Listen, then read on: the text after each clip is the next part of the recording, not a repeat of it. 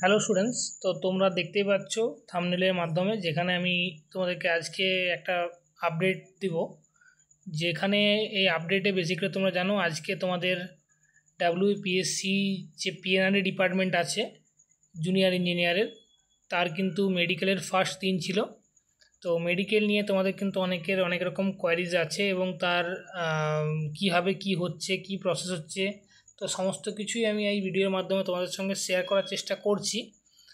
আর next তোমাদের যে পিএনআরই department আছে তাদের কিন্তু আবার 28 তারিখে মেডিকেল হলেই মোটামুটি তোমাদের পিএনআরই ডিপার্টমেন্টে কিন্তু কমপ্লিট হয়ে যাবে। এরপরে পিডব্লিউডির 28 তারিখে রয়েছে এবং 1 তারিখে রয়েছে। তো এইভাবে মোটামুটি তোমাদের কিন্তু মেডিকেল প্রসেসটা এখনও পর্যন্ত দুটো ডিপার্টমেন্টে কিন্তু দিয়ে দিয়েছে, যার আজকে পিএনআরডির কিন্তু মেডিকেল হয়ে গেল 50%-এর ওপরে। তো আমি আমার এক বন্ধুর কাছ থেকেই জেনেছি আজকে ওর আপডেট মেডিকেল ছিল, তো বেশিক্ষণ কথা বলতে পারিনি, কিন্তু তাও আমি মোটামুটি যতটুকু জেনেছি সেটাই আমি তোমাদের সঙ্গে শেয়ার করে দিচ্ছি। তো মোটামুটি প্রথমে তোমাদেরকে ওখানে ওদের ডাক্তারবাবু আসার জন্য একটু লেট হয়েছে বলে বেসিক্যালি একটু লেট হয়েছে, নাহলে ওদের প্রসেস খুব একটা লেট হচ্ছে না। প্রথমত তোমাদের একটা ফর্ম দেওয়া হচ্ছে, ওখানে বসিয়ে রাখছে, প্রথমে বসিয়ে রেখে তোমাদের সিরিয়াল নাম্বার এবং সমস্ত কিছু ডকুমেন্টস নিয়ে নেওয়ার পর তোমাদের ওখানে একটা ফর্ম দিচ্ছে। ফর্ম দিয়ে সেই ফর্মের মধ্যে নাম, ডিপার্টমেন্ট, এইসব জিনিসই বেসিক্যালি লিখতে হচ্ছে, ডিটেলস শুধুমাত্র নর্মাল একটা ফর্ম দিয়ে তোমাকে যা যা ডকুমেন্টসগুলো তোমাদের আছে নিয়ে যেতে বলেছে। যেমন তোমার এই রিপোর্টগুলো, ইউরিনের রিপোর্ট, তারপরে তোমার চোখের রিপোর্ট, আর তোমার এই এক্সরে যেগুলো, তো এইগুলো এক জায়গায় জমা নিয়ে নিচ্ছে দেখে নেওয়ার পর, এবং তারপর এক্সরে রিপোর্টটা হাতে রাখতে হচ্ছে, এক্সরে প্লেটটা বেসিক্যালি, পরে ওই এক্সরে প্লেটটা আবার একজন দেখে ওখানে সাইন করে প্রসেস কমপ্লিট করিয়ে দিচ্ছে। তো এই মোটামুটি প্রসেসে চলছে।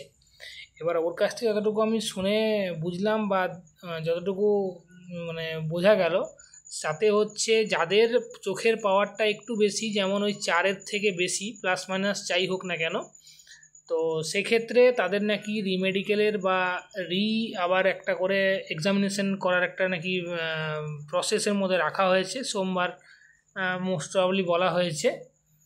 এবং যাদের সুগার বা প্রেশারের কোনো ফ্ল্যাকচুয়েশন করছে, সেক্ষেত্রে সুগার টেস্ট নাকি আরেকবার করিয়ে নেওয়ার জন্য বলা হয়েছে, এরকম আমি জানতে পেরেছি।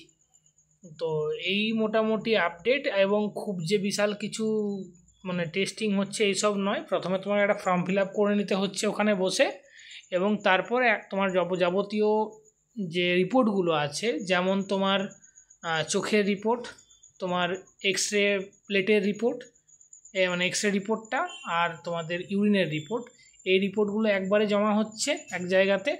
এবং তারপর তোমাদের যে এক্সরে প্লেট আছে সেটা ডাক্তারবাবু এসে ওটা একবার দেখে নিয়ে তারপর তোমাদের ওখানে কিছু সাইন করার জায়গা রয়েছে, ওই সাইন করার জায়গায় তোমাদের সাইন করিয়ে নিয়ে মোটামুটি প্রসেসটা কমপ্লিট করিয়ে দিচ্ছে। এবং আমি আবার বললাম, যাদের একটু চোখের পাওয়ার বেশি তাদেরকে আবার একবার করে রিচেক আপের জন্য একবার বলা হয়েছে, সেটা ওনারাই হয়তো ওখানে রিচেক আপের ব্যবস্থা করিয়ে দিচ্ছেন।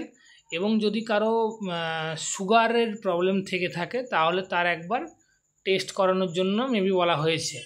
তো এইটুকুই মোটামুটি আমি জানতে পারলাম। বিশাল কিছু আপডেট প্রবলেম কিছু হচ্ছে না।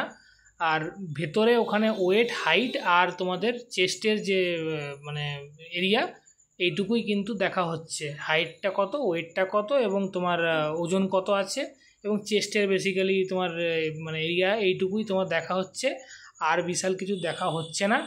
তো নর্মালি ক্যাশভাবেই সমস্ত কিছু হচ্ছে, অত চাপ নিয়ে লাভ নেই। আর অ্যাসোসিয়েশনের তরফ থেকে ওনারা আছেন, ওনারাও তোমাদেরকে ওখানে হেল্প করবেন।